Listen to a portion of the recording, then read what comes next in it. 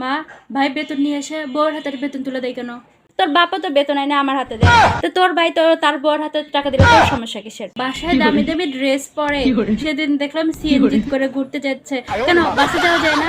এভাবে আমার ভাইয়ের টাকাগুলো সব উড়াই শেষ করে দিবে। বারবার বলতেছি এখন থেকে টাইটে রাখো, নাহলে পস্তাবে, পরে পস্তাবে তুমি। তুইও তো তোর জামাইয়ের টাকা উড়াইস, তার টাকায় ঘুরিস ফিরিস শপিং করিস, তখন সমস্যা হয় না। আর ওর জামাইয়ের টাকা ও কি করবে না করবে তাতে তোর এত মাথা ব্যথা কিসের? আর ও বিয়ে করছে আমার ছেলে, তার জামাইয়ের টাকা উড়াবে নাকি তাহলে পরপুরুষের কাছ থেকে টাকা নিয়ে উড়বে? মা, তুমি আমাকে পেটে ধরছো নাকি ওই মেয়েকে পেটে ধরছো? হ্যাঁ, পরের মেয়ের জন্য আমাকে এত কথা বলতেছো।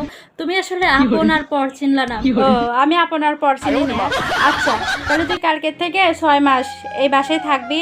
সকালে উঠে রুটি মুটি সব তুই বানাবি, ঘরের যত কাজ আছে সব তুই করবি, ঘর মোছামুছি থালা বাসন ধোয়া, সংসারের সব কাজ তুই করবি।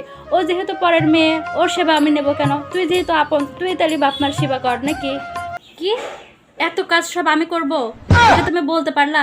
এতগুলো কাজ আমি কেমনে করব?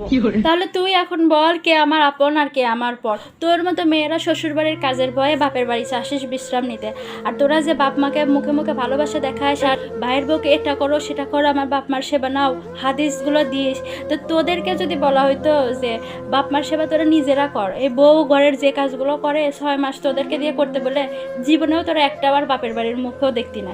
আবার হচ্ছে পরের মেয়ের কথা বলিস, যে মেয়ে এসে তোর বাপ মার সেবা করতেছে তাকেই তোর সহ্য হয় না না? তুমি একটা পরের মেয়ের জন্য আমাকে এত কথা শোনাচ্ছ?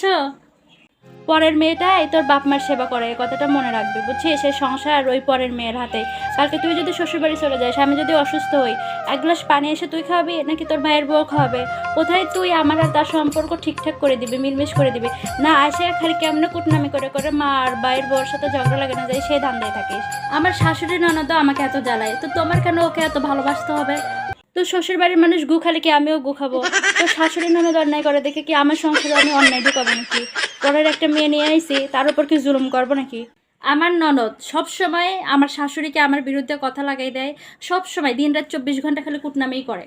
যেসব ননদ এই যে মার কাছে এসে ভাইয়ের বউর বিরুদ্ধে কথা লাগায় লাগায় ঝামেলা তৈরি করে, ওরা হচ্ছে এক নম্বরের নির্বোধ, খুব বলদ, যারা নিজের মায়ের ভালো চায় না, তারা মায়ের সাথে ভাইয়ের বউর ঝগড়াগুলো লাগায় দেয়। আর শাশুড়িরা যারা এইসব মেয়েদেরকে প্রশ্রয় দেয়, প্রশ্রয় দিয়ে মেয়েদের নাচতে নাচতে যায় বউর সাথে ঝামেলা করতে, তারা হচ্ছে সবচেয়ে মহাবলদ।